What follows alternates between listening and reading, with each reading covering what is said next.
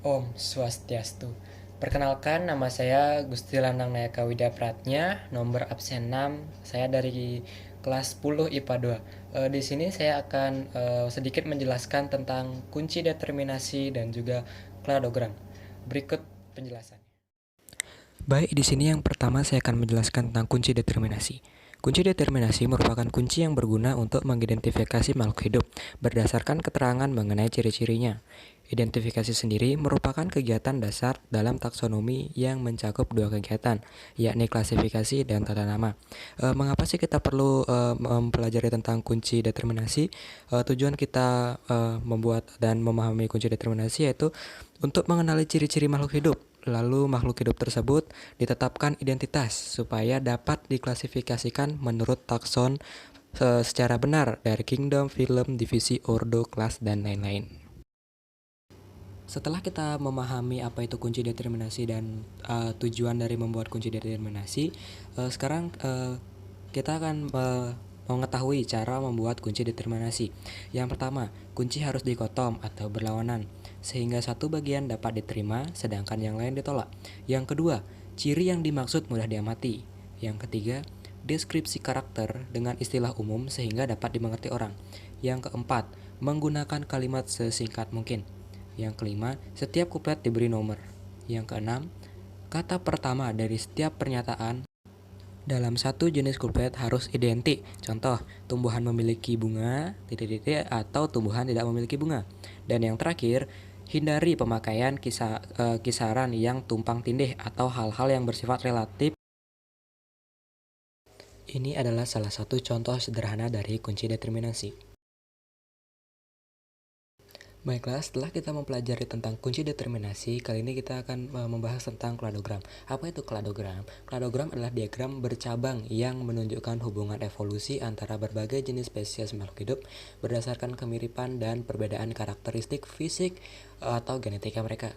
Lalu, apa sih tujuan kita untuk memahami materi tentang kladogram? Yaitu kita bisa menyusun kladogram ini untuk membantu dalam menganalisis hubungan kekerabatan pada suatu makhluk hidup.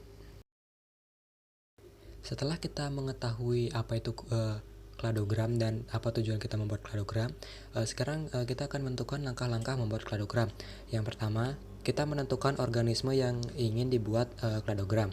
Yang kedua, kita menuliskan ciri-ciri organisme tersebut.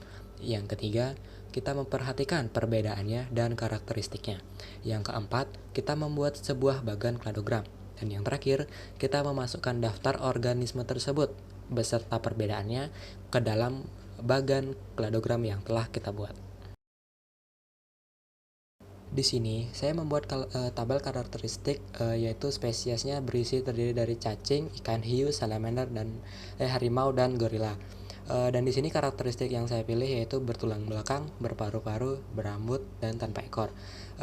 Maksud dari tanda minus dan plus di tabel tersebut adalah jika minus berarti dia tidak termasuk dalam karakteristik tersebut dan jika plus dia termasuk. Contoh cacing tidak bertulang belakang, jadi saya memberikan minus di bagian cacing. Setelah membuat tabel karakteristik, di sini saya juga membuat diagram Venn, yaitu di mana bagian terluar yaitu yang tidak termasuk dari keempat karakteristik yang saya sebutkan tadi, yaitu cacing berada paling luar. Yang bagian dalam persegi pertama di situ bertuliskan bertulang belakang. Berarti dari bagian hiu hingga gorila itu termasuk dia bertulang belakang. Sedangkan cacing sudah tidak termasuk karena dia sudah di luar dari kotak bagian yang bertulang belakang. Kemudian kotak yang di dalamnya yaitu yang berparu-paru itu berisi dari salamander hingga gorila. Maka hiu tidak termasuk karena dia sudah tidak ada dalam bagian yang berparu-paru dan begitu seterusnya. Baiklah, itu saja yang dapat saya jelaskan tentang kunci determinasi dan juga kladogram. Saya mohon maaf jika ada salah-salah kata.